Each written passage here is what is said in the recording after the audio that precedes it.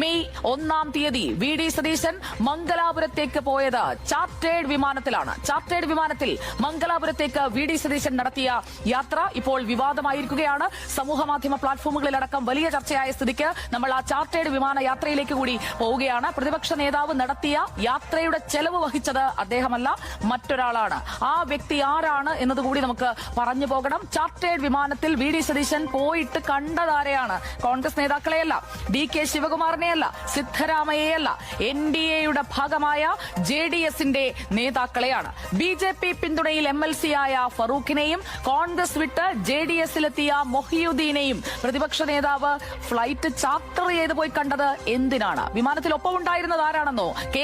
V D സതീശന്റെ കോ passenger, ആ chartered ഫ്ലൈറ്റിൽ അദ്ദേഹത്തിനൊപ്പം ഇരുന്ന് യാത്ര ചെയ്തത് കെ റജികുമാർ. കെ റജികുമാറിനെ പ്രേക്ഷകർക്ക് അറിയാമോ? സ്വർണ്ണപ്പാളി കേസിൽ SIT ചോദ്യം ചെയ്ത വ്യക്തിയാണ്.